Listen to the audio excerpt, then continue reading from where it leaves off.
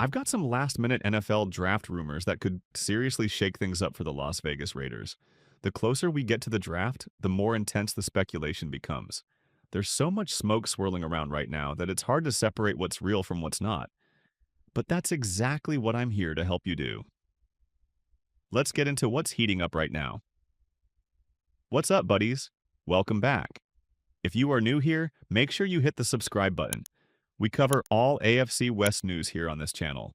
We'll start with the big headline that's been dominating Raider conversations. Reports are surfacing that the Raiders are not planning to draft Ashton Jeanty. This is one of the more surprising developments, considering how much buzz had been building around the Boise State running back as a potential top 10 pick.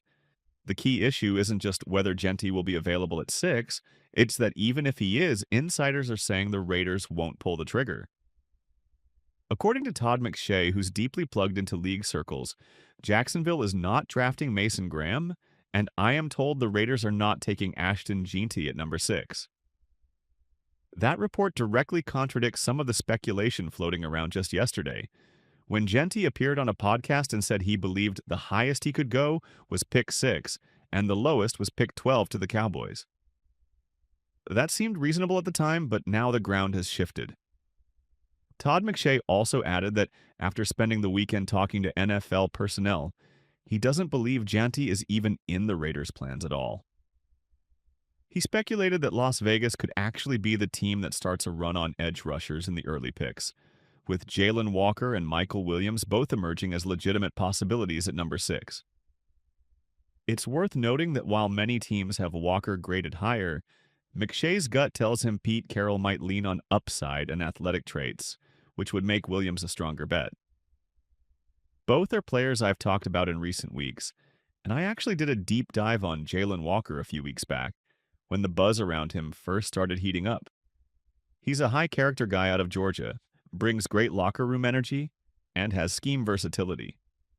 With 34 pressures last season, he's the kind of player who fits what the Raiders are trying to build, someone with both production and presence.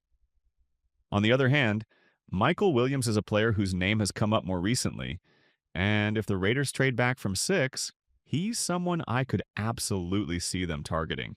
He fits the mold of what this front office is reportedly looking for. Players from high-level college programs who've shown consistent improvement and who fit well culturally. Both Walker and Williams fit that description. I mentioned earlier that a source told me the Raiders draft board is heavily tilted toward players who check those exact boxes. So don't be surprised if the pick reflects that philosophy. I thought the Raiders were going to land one of Ashton Jeanty, Armand Membu, or Mason Graham. Any of those would have felt like a win, but now, after all the information I've seen in the last 24 hours, I'm not even confident those 3 are in the mix anymore. Let's break down what the projected top 5 looks like right now, according to Vegas and league insiders. Cam Ward seems locked in as the number 1 overall pick. Travis Hunter is heavily favored to go number 2. He was sitting at minus 500 the last time I checked. Abdul Carter's odds of going at 3 shot up from negative 475 to almost negative 900, which makes it feel like a near certainty. The Patriots reportedly love Will Campbell, and the Jaguars are now the favorite to take Jeanty at 5. If that's how the board falls, the Raiders are going to have a very interesting decision to make at 6, and it might not be the decision fans are expecting. Another name that's been gaining serious traction lately, and one I talked about, is Kelvin Banks Jr. The buzz around Banks is growing stronger every day, and now it's reached the point where some insiders are saying the Raiders actually prefer Banks over Armand Membu. That report comes from Vic Tafur, who said the team is more impressed with Banks' run-blocking ability than Armand Membu. That raised some eyebrows for me because Banks is primarily known for his pass protection. He's a solid prospect across the board, with an 86.0 PFF grade, but most scouts see his upside as a pass protector rather than a road grader. Some evaluators see him as a tackle, others as a guard, which makes his positional fit a bit tricky. Now, here's why this might be more than just smoke. Banks was the Raiders' final top 30 visit before the draft. That's a meaningful signal. Plus, Pete Carroll and Steve Sarkisian, Banks' college coach, go way back. They worked together at USC in the early 2000s, and that relationship still holds weight. Mark Davis values those kinds of connections.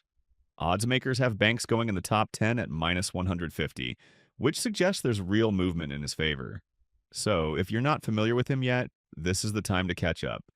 If the Raiders do end up selecting Kelvin Banks Jr. at number 6, what kind of grade are you giving that pick? A, B, C, D, or F?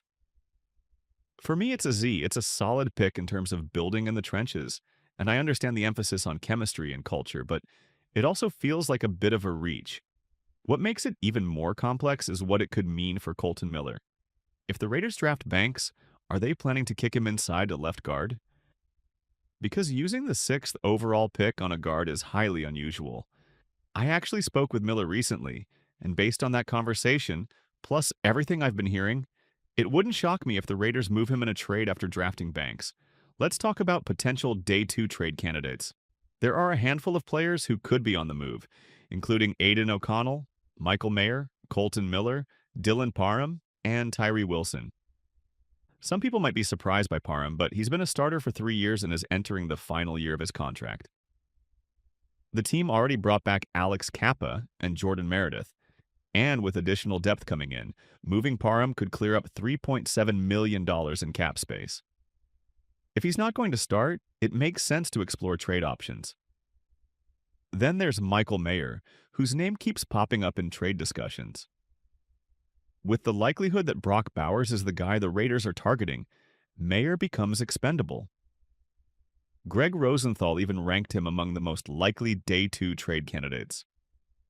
As for Tyree Wilson, if the Raiders are going all in on adding someone like Jalon Walker or Mykel Williams, Wilson might not have a long-term fit here.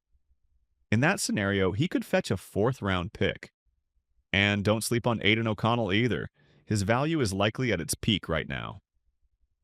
With the team expected to draft a quarterback somewhere in this class, possibly on day 3, trading O'Connell would make sense.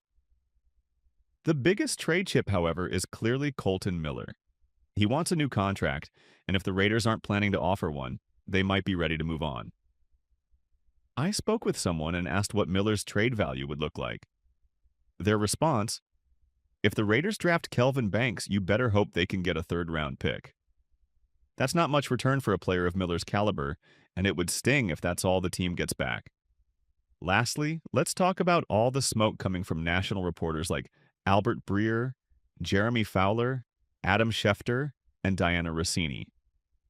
Rossini reported that the Raiders have explored trading up, along with the Jaguars, especially if a particular player is still available when the time comes.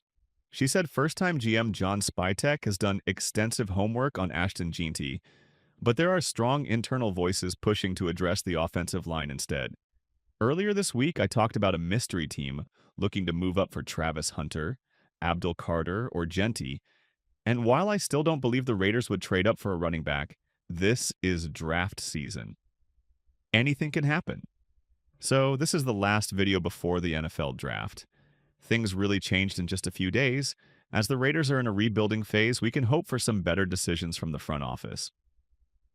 So, guys, what do you think? Who's going to wear the Raider jersey at number 6 pick? Let's kick off the discussion in the comment section.